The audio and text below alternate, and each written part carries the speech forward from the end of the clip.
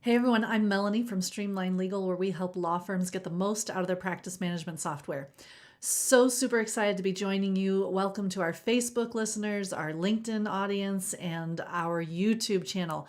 We are talking today about predicting your firm's income.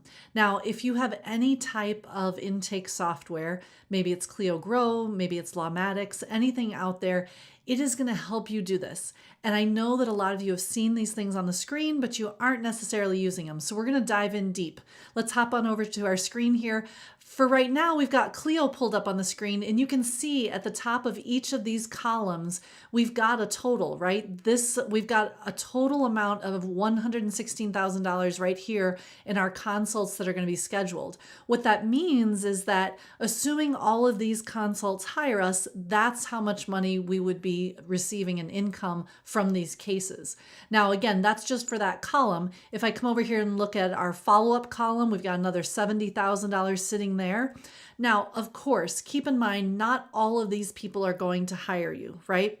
But if you know your conversion rate, which we can also figure out through the software, then now you can start talking some real numbers, and now you can start predicting your income because you know how long it typically takes a client to get through this pipeline and through your intake process.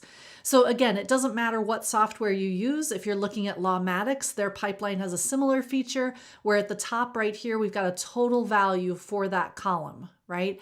And that again can be super helpful. But as we like to say at Streamlined Legal, garbage in, garbage out. If you are not filling out this part of the software and not giving it this data, then it's really not going to be helpful to you. So let's hop back over here to Clio Grow if you're in here.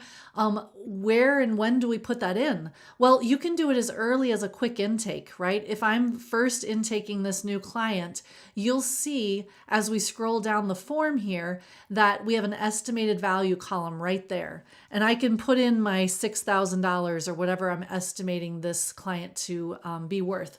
Now, I'll go ahead and create that matter. And again, when I do that, it's going to show up not only in the column total here, but when I click on an actual matter and open that up, you can see the value right here on the screen, right? And if I need to change that value, let's say I get some more information and find out that the value is actually different, I can just go ahead here and edit this matter at the top.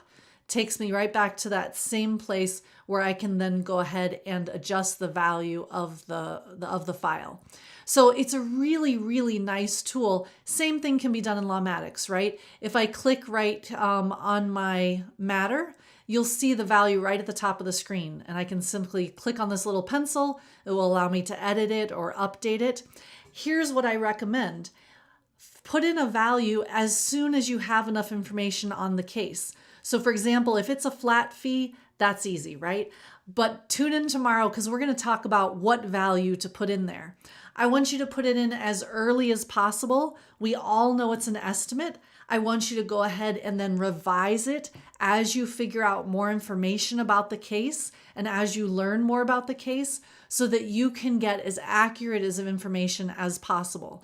Now, of course, we all know their estimates, right? We all know that things change. We all know that cases take turns, but the more accurate we can be, the more helpful that information is going to be. So please feel free to start filling out that information, watch your pipeline grow in value. And if you're still concerned or questioning what value should I put in there, tune in tomorrow because that's exactly what we're going to be talking about here at Streamline Legal. Thanks for joining me. Have a great evening.